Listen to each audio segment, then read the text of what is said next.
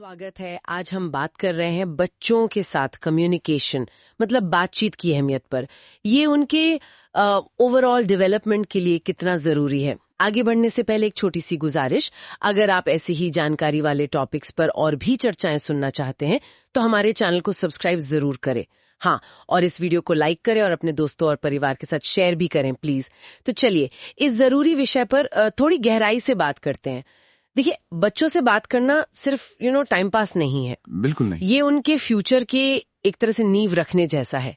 ये सिर्फ बोलना और सुनना नहीं है, बल्कि एक कनेक्शन बनाना है। तो पहली बात जो मुझे लगती है, बच्चों से बात करने से उनका सेल्फ कॉन्फिडेंस, आत्मविश्वास बढ़ता है। हाँ, ये बहुत बड़ा पॉइंट है। जब हम उनकी बात ध्यान से सुनते हैं, उन्हें इम्पोर्टेंस देते हैं, तो उन्हें लगता है कि हाँ, मेरी बात भी मतलब मायने रखती है। सही। सोचिए, कोई बच्चा स्कूल से आकर कुछ बताना चाह रहा है, चाहे वो छोटी सी ही बात क्यों ना हो, और हम अपना फोन किनारे रखकर बस सुने, पूरी तरह सुने। इससे उसे महसूस होता है कि उसे सुना जा रहा है, उसकी वैल्यू है। ये फीलिंग, ये अंदर से एक मजबूती लाती है। ये बात बिल्कुल सही है। और कॉन्फिडेंस के साथ साथ इससे एक गहरा इमोशनल कनेक्शन भी बनता है। भरोसा। हाँ, भरोसा। रोज थोड़ी देर की बातचीत, भले ही वो स्कूल में क्या हुआ, दोस्तों के बारे में हो, या उन्होंने कोई नई चीज सीखी हो, ये छोटी छोटी बातें रिश्ते में गर्माहट और ट्रस्ट लाती हैं। ट्रस्ट, हाँ। और दिलचस्प बात यह है कि जब कम्युनिकेशन अच्छा होता है ना, तो बच्चे अपनी परेशानियां, अपने डर, यहाँ तक कि अपनी गलतियां भी वो बताने से कम हिचकिचाते हैं। अच्छा। हाँ, उन्हें पता होता है कि उन्हें जज नहीं किया जाएगा, बल्कि समझा जाएगा। और ये एक ऑनेस्ट रिलेशनशिप की पहचान है, आगे के लिए बहुत जरूरी। सही कहा। और एक और बहुत बड़ा फायदा है बच्चों का मेंटल डेवलपमेंट, मतलब दिमागी विकास। जी।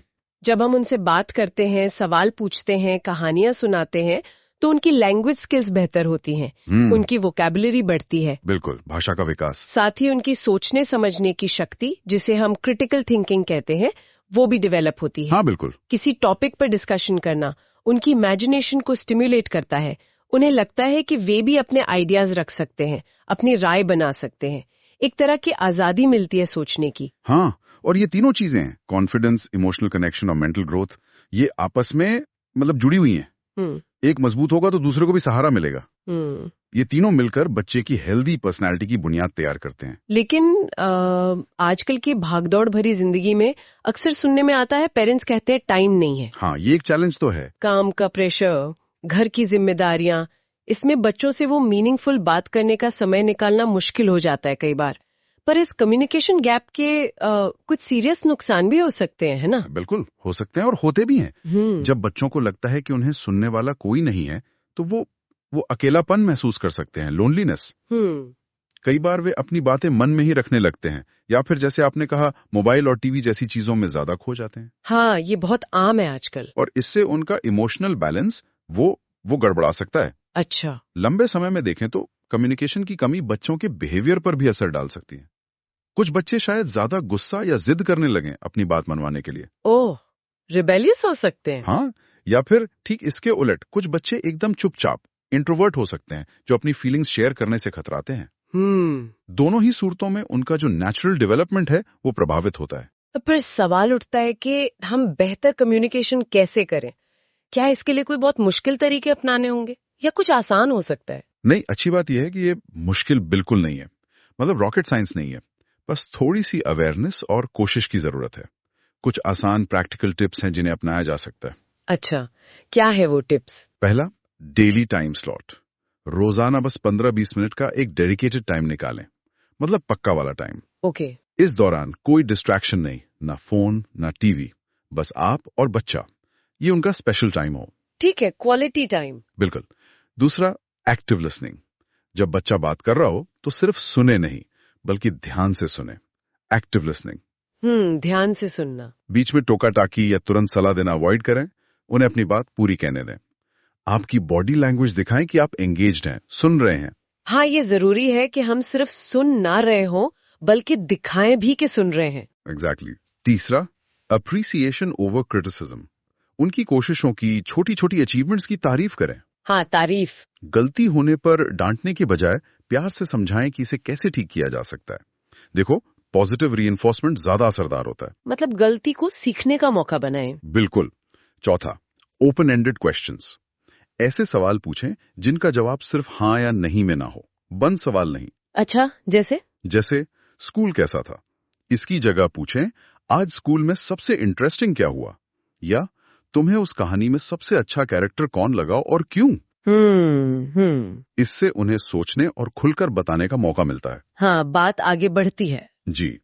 और 5वां, शेयर योर फीलिंग्स टू। सिर्फ उनसे ही सवाल ना पूछें, कभी कभी अपने दिन के बारे में, अपनी फीलिंग्स, हाँ, उम्र के हिसाब से अप्रोप्रिएट, उनसे शेयर करें। अपनी बातें भी बताएं। हाँ, जब आप खुलते हैं तो उन्हें भी खुलने में मदद मिलती है। इससे एक बराबरी का एहसास होता है, ये नहीं कि बस मैं ही सवाल पूछ रहा हूँ। ये बातें सुनने में भले ही आसान लगे, लेकिन इन्हें कंसिस्टेंटली, मतलब रोजाना करना जरूरी है। बिल्कुल। जैसे किसी पौधे को रोज पानी देना होता है, वैसे रिश्ते को भी रोज थोड़ी केयर चाहिए। ये छोटी छोटी कोशिशें लंबे समय में बड़ा फर्क लाती हैं। सही कहा, कंसिस्टेंसी इज की। तो आखिर में यही कह सकते हैं कि बच्चों के साथ कम्युनिकेशन सिर्फ एक पेरेंटिंग टेक्निक नहीं है। नहीं, ये एक वे ऑफ लाइफ है, एक जीवन शैली। इससे सिर्फ उनका डेवलपमेंट ही नहीं होता, बल्कि पेरेंट्स और बच्चों के बीच ट्रस्ट और अंडरस्टैंडिंग का एक मजबूत पुल बनता है। हाँ, भरोसे का पुल, जो जिंदगी भर काम आता है। एक बात हमेशा याद रखनी चाहिए, बच्चे वो नहीं बनते जो हम उन्हें बनाना चाहते हैं, बल्कि वो बनते हैं जो वो हमें करते हुए देखते और महसूस करते हैं। हमारा उनसे बात करने का तरीका उनकी पूरी पर्सनैलिटी को शेप करता है। बिल्कुल सही। और जाते जाते एक सवाल सोचने के लिए छोड़ जाते हैं हम सब। हमारा बच्चों से बात करने का अंदाज, हमारे शब्द, उनकी अंदर की दुनिया को, उनके मन को किस तरह से पेंट कर रहे हैं। क्या वो तस्वीर ब्राइट और पॉजिटिव है या कुछ और? ये सोचने वाली बात है। चलिए, आज की बातचीत यहीं समाप्त होती है। अब सुनने वालों के लिए एक सवाल, आपके अनुभव में बच्चों के साथ बातचीत को बेहतर बनाने का कौन सा तरीका सबसे ज्यादा कारगर रहा है? हाँ, जरूर बताएं। अपने विचार नीचे कमेंट्स में हमारे साथ जरूर साझा करें, हमें इंतजार रहेगा। सुनने के लिए धन्यवाद।